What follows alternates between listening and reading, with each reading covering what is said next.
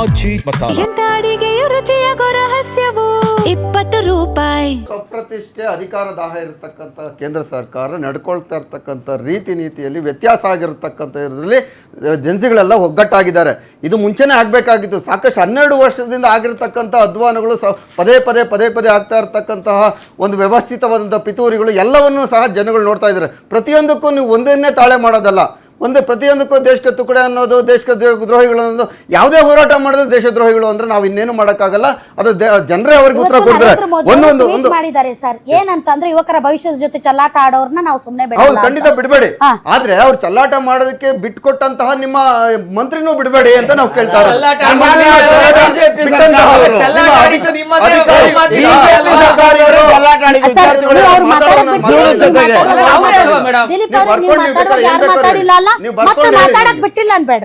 ನೋಡಿ.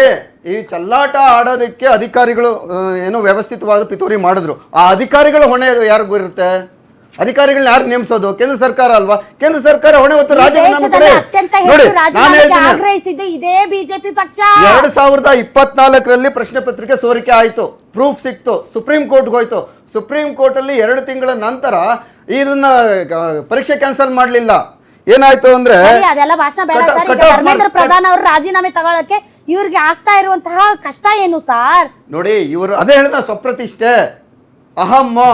ನಾವು 23 ರಾಜ್ಯದಲ್ಲಿ ಇದೀವಲ್ಲ, ನಮ್ಮನ್ನ ಯಾರು ಏನು ಮಾಡಕ್ ಆಗಲ್ಲ ಅನ್ನೋದು.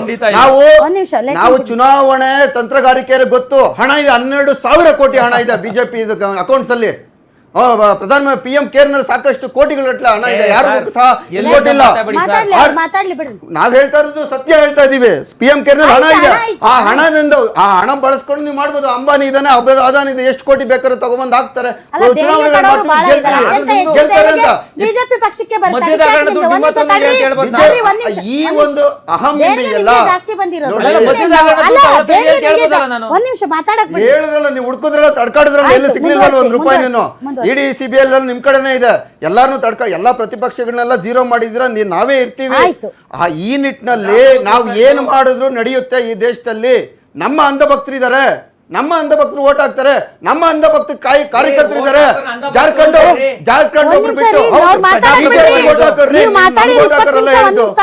ಬಿಜೆಪಿಗೆ ಓಟ್ ನಮ್ಗೆ ಓಟ್ ಹಾಕೇ ಹಾಕ್ತಾರೆ. ಮತ್ತೆ ಜಾರ್ಖಂಡ್ ಕಾರ್ಯಕರ್ತರು ಬಿಟ್ಟು ಉಳಿದವರೆಲ್ಲ ಅಂಧಭಕ್ತ ಕಾರ್ಯಕರ್ತರಿದ್ದಾರೆ, ನಮ್ಗೆ ಓಟ್ ಹಾಕೇ ಹಾಕ್ತಾರೆ ಅಂತ ಒಂದು ಅಹಂ ಇದೆ ಅಲ್ಲ. ಈ ಅಹಂ 2029ರಲ್ಲಿ ಮುರಿಯುವಂತ ದಿನ ಬಂದೇ ಬರುತ್ತೆ. ರವೀಂದ್ರ ರೇಷ್ಮೆ ಸರ್, ನೀವು ಬಹಳ ಹೋರಾಟಗಳನ್ನ, ಆಂದೋಲನಗಳನ್ನ, ಕ್ರಾಂತಿಗಳನ್ನ ನೋಡಿದ್ದೀರಿ ಸರ್ ಈ ದೇಶ. ಇವತ್ತು ನಡೀತಾ ಇರುವಂತಹ ಈ ಸಂಜೆ ವಾತಾವರಣ ನೋಡಿದ್ಮೇಲೆ ನನಗೆ ಜೂನ್ 26, 1975 ಅವತ್ತು ನಡೆದ ಒಂದು ಘಟನೆ ನೆನಪಾಗ್ತಾ ಇದೆ. ಅದನ್ನು ನಮ್ಮ ರಮೇಶ್ ಕುಮಾರ್ ಅವರು ಹಂಚ್ಕೊಂಡಿದ್ರು. ಜೂನ್ 25, 1975 ಬೆಳಗಾಗ್ತಿರೋಂಗೆ ಗೊತ್ತಾಯಿತು. ಮಧ್ಯರಾತ್ರಿ ಭಾಷಣ ಮಾಡಿಬಿಟ್ಟು ಇಂದಿರಾ ಗಾಂಧಿ ಅವರು ತುರ್ತು ಪರಿಸ್ಥಿತಿ ಹೇರಿದ್ದಾರೆ ಅಂತ. ಕರ್ನಾಟಕದಲ್ಲಿ ದೇವರಾಜ ಅರಸರು ಮುಖ್ಯಮಂತ್ರಿ ಆಗಿದ್ದರು. ಪಾಪ ಅವರು ಅನಿವಾರ್ಯವಾಗಿ ಇಲ್ಲೇ ಬಂದಿದ್ರಲ್ಲ, ವಾಜಪೇಯಿ, ಅದ್ವಾನಿ, SN ಮಿಶ್ರಾ, ರಾಮಕೃಷ್ಣ ಹೆಗಡೆ, ದೇವೇಗೌಡ, ಈ ನಾಯಕರನ್ನೆಲ್ಲ ಜೈಲಿಗೆ ಹಾಕೋ ಪ್ರಸಂಗ ಬಂತು, ಅನಿವಾರ್ಯತೆ ಬಂತು. ಮಾರನೇ ದಿವಸ ತಮ್ಮ ಶಿಷ್ಯರನ್ನೆಲ್ಲ ಕೂಡಿಸ್ಕೊಂಡು ಹೇಳಿದ್ರಂತೆ, ಈ ಜಯಪ್ರಕಾಶ್ ನಾರಾಯಣ್ ಎಂಥ ಮಹಾನ್ ವ್ಯಕ್ತಿ, ಸ್ವತಃ ಜವಾಹರ್ಲಾಲ್ ನೆಹರೂನೇ ಕರೆದ್ಬಿಟ್ಟು ಉಪಪ್ರಧಾನಿ ಆದರೂ ಬೇಡ ಅಂತಂದ್ರೆ, ಅಧಿಕಾರ ರಾಜಕಾರಣ ಬೇಡ, ಚುನಾವಣೆನೂ ಬೇಡ ಅಂತ ಜೀವಮಾನವಿಡೀ ಸಮಾಜವಾದ ಅಂತ ಸರ್ವೋದಯ ಸಮಾಜವಾದ ಬದುಕಿದ ವ್ಯಕ್ತಿ. ಆತನೂ ಕೂಡ ಒಂದು ದೌರ್ಬಲ್ಯ ಬಂದ್ಬಿಡ್ತು. ಯಾಕೆ 20ನೇ ತಾರೀಕು ರಾಮಲೀಲಾ ಮೈದಾನದಲ್ಲಿ ಆ ಭಾಷಣ ಮಾಡಬೇಕಾಗಿತ್ತು? ಒಬ್ಬ ಮಿಲ್ಟನ್ ಅನ್ನೋ ಬ್ರಿಟಿಷ್ ಕವಿ ಹೇಳಿದಾನೆ, fame is the last infirmity of a noble mind ಅಂತ. ಎಂಥ ಧೀಮಂತ ವ್ಯಕ್ತಿಗೂ ಕೂಡ ಈ ಖ್ಯಾತಿ ಅನ್ನೋದು ಒಂದು ಕಟ್ಟ ಕಡೆಯ ಒಂದು ದೌರ್ಬಲ್ಯ ಇದ್ದೇ ಇರುತ್ತೆ ಅಂತಂದ್ಬಿಟ್ಟು ಅವತ್ತು ಅಷ್ಟೊತ್ತಿಗಾಗಲೇ ನವನಿರ್ಮಾಣ ಕ್ರಾಂತಿ ಅಂತ ಶುರು ಆಗಿಬಿಟ್ಟು 2-3 ತಿಂಗಳಾಗಿತ್ತು. ರಾಮಲೀಲಾ ಮೈದಾನದಲ್ಲಿ ಆಮೇಲೆ ಇಂದಿರಾ ಗಾಂಧಿ ಅವರು ಬೇರೆ ಅವರ ಸದಸ್ಯತ್ವ ರದ್ದಾಗಿತ್ತು. ಅಲಹಾಬಾದ್ ಹೈಕೋರ್ಟ್ ತೀರ್ಪು ಬಂದುಬಿಟ್ಟಿತ್ತು, ಪ್ರಧಾನಮಂತ್ರಿ ಪದವಿ ಕಳ್ಕೊಳ್ಳೋ ಸ್ಥಿತಿ ಬಂದಿತ್ತು. ಹಿಂದಿನ ದಿವಸ ರಾಮಲೀಲಾ ಮೈದಾನದಲ್ಲಿ ನಡೆದ ಒಂದು ಬಹಿರಂಗ ಸಭೆಯಲ್ಲಿ ಅವ್ರು ಏನು ಹೇಳ್ಬಿಟ್ರು ಅಂದರೆ, ಈ ಸರ್ಕಾರ ತನ್ನ ಸಂವಿಧಾನಾತ್ಮಕ ಸಿಂಧುತ್ವವನ್ನು ಕಳ್ಕೊಂಡ್ಬಿಟ್ಟಿದೆ, ಇದರ ಆದೇಶಗಳನ್ನು ಯಾರೂ ಪಾಲಿಸ್ಕೊಡ್ದು, ಭದ್ರತಾ ಪಡೆಗಳು ಕೂಡ ಪಾಲಿಸ್ಕೊಡೋದು ಅಂದ್ಬಿಟ್ರು. ಎಲ್ಲ ಒಂದು ಕಡೆ ಪೊಲೀಸು ಮತ್ತು ಮಿಲಿಟರಿ ಅವ್ರಿಗೆ ಈ ಸರ್ಕಾರ ಕೂಡ ಅಸಂವಿಧಾನಾತ್ಮಕ ಆದೇಶಗಳನ್ನು ಪಾಲಿಸಬಾರ್ದು ಅಂತ. ಅಷ್ಟೇ ನೆಪ ಸಾಕಾಯ್ತು. ಇಂದಿರಾ ಗಾಂಧಿ ಅವರು ತುರ್ತು ಪರಿಸ್ಥಿತಿ ಹೇಳಿಬಿಟ್ರು, ದೇಶ ವಿರೋಧಿ, ಇದು ಸಬ್ವರ್ಸಿವ್ ಆ್ಯಕ್ಟಿವಿಟಿ, ಸಂವಿಧಾನವನ್ನೇ ಬುಡುಮೆ ಮಾಡುವಂಥ ಹೇಳಿಕೆ ಕೊಡ್ತಿದ್ದಾರೆ, ನನಗೆ ಅನಿವಾರ್ಯ ಆಗಿದೆ ಅಂದ್ಬಿಟ್ಟು ಮಾಡಿಬಿಟ್ರು.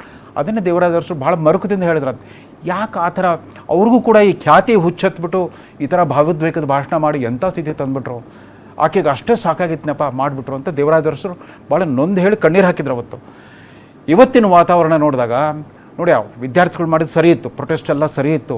ಆಮೇಲೆ ಕಾಂಪಿಟೇಷನ್ ಶುರು ಆಯ್ತು ಅಲ್ಲಿ ಪೊಲಿಟಿಕಲ್ ಪಾರ್ಟಿಗಳ ನಡುವೆ. ಯಾಕೆಂತಂದರೆ examination retest, first examination cancel ಮಾಡಿ ರೀಟೆಸ್ಟ್ ಅನೌನ್ಸ್ ಮಾಡಿ, ಆ ರೀಟೆಸ್ಟ್ ಮುಗಿದು ರಿಸಲ್ಟ್ ಬಂದೋಯ್ತು. ರಿಸಲ್ಟ್ ಬಂದು 3 ದಿವಸದ ನಂತರ ಏಕ್ದಮ್ ಉಗ್ರ ಸ್ವರೂಪ ಪಡೀತಿದ್ದು.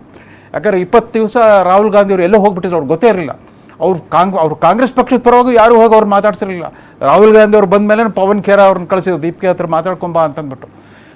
ಇವ್ರಿಗೆ 15 ವರ್ಷಗಳಿಂದ ಇವ್ರ ಪಕ್ಷ ಅದೇ ಥರದ್ದು ಒಂದು ಹೊಸ ಬೆಳಕಾಗಿ ನಮ್ಗೆ ಬಂದಿತ್ತು, ಆಶಾಕಿರಣವಾಗಿ ಬಂದಿತ್ತು. ಆಮ್ ಆದ್ಮಿ ಪಕ್ಷ ಅಂದರೆ ಸಾಂಪ್ರದಾಯಿಕ ರಾಜಕೀಯ ಪಕ್ಷಗಳಿಗೆ ಒಂದು ವ್ಯತಿರಿಕ್ತವಾಗಿ ಒಂದು ತೃತೀಯ ಶಕ್ತಿ ಬಂತಲ್ಲ ಅಂತ ನಮ್ಗೆ ಇದೇ ಥರ ರೋಮಾಂಚನ ಆಗಿತ್ತು. ಅವತ್ತು ಇಂಡಿಯಾ ಅಗೇನ್ಸ್ಟ್ ಕರಪ್ಷನ್ ಚಳವಳಿ ನಡೀತು. ಅದು ನಿಜವಾಗ್ಲೂ ಅಹಿಂಸಾತ್ಮಕ ಸತ್ಯಾಗ್ರಹ ಆಗಿತ್ತು. ಯಾವುದೇ ಕಡೆ ಗಳಿಗೆವರೆಗೂ ಕೂಡ ಎಲ್ಲೂ ಹಿಂಸೆಗೆ ಅವಕಾಶ ಕೊಡಲೇ ಇಲ್ಲ. ಆ ರೀತಿ ಅವ್ರು ಮಾಡಿದ್ರು, ಗೆದ್ದರು. ಅಂದರೆ ಒಂಥರ ನೈತಿಕ ಜಯ ಸಾಧಿಸಿದ್ರು. ಅದರ ಲಾಭ ಇವ್ರ ಪಕ್ಷಕ್ಕೆ ಸಿಕ್ತು, ಅದು ಬೇರೆ ಮಾತು. ಇದು ಅಹಿಂಸಾತ್ಮಕ ಚಳವಳಿಯಾಗಿ ಉಳಿಯೋಕ್ಕೆ ಬಿಡಲಿಲ್ಲ. ರಾಜಕೀಯ ಪಕ್ಷಗಳು ಪ್ರವೇಶ ಮಾಡ್ತಿರೋ ಹಾಗೆ ಎಲ್ಲ ಥರದ ದೊಂಬಿ ದಾಂಧಲೆ ಮಾಡೋ ಗುಂಡಾಗಳೆಲ್ಲ ಸೇರ್ಕೊಂಡ್ಬಿಟ್ರು.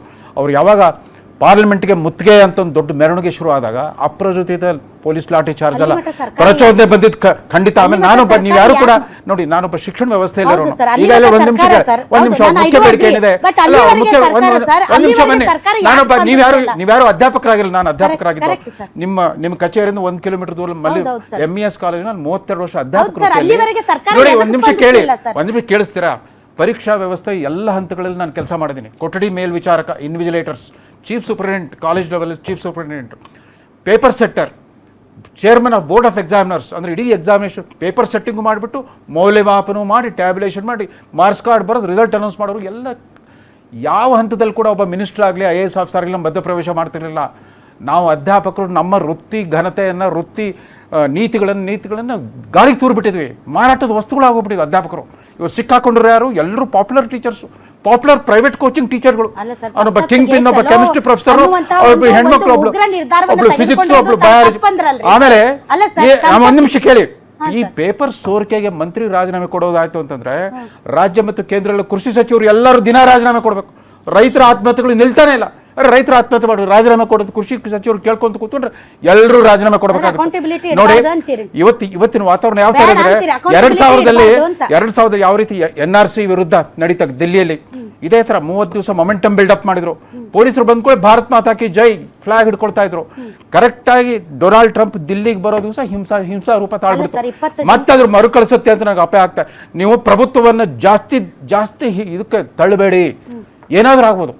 ನಾವು ಈಗ ಇದುವರೆಗೂ ನಾವು ಎಂಜಾಯ್ ಮಾಡಿ, ನೀವು ಒಂದು ತಾಳ್ಮೆಯನ್ನು ಪರೀಕ್ಷೆ ಮಾಡಿ, ಆಮೇಲೆ ನೀವು ಒಬ್ಬ ಮಾಧ್ಯಮ ಮುಖ್ಯಸ್ಥೆ ಆಗ್ಬಿಟ್ಟು ರೊಮ್ಯಾಂಟಿಸೈಸ್ ಮಾಡಬೇಡಿ, ಹಿಂಸೆಯನ್ನ ರೊಮ್ಯಾಂಟಿಸೈಸ್ ಮಾಡಬೇಡಿ.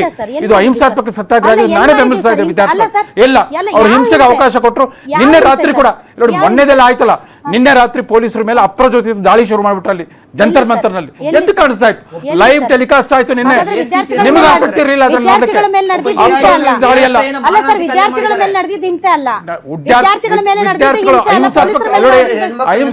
ಅಹಿಂಸಾತ್ಮಕ ಸತ್ಯಾಗ್ರಹ ನೋಡ್ರಿ.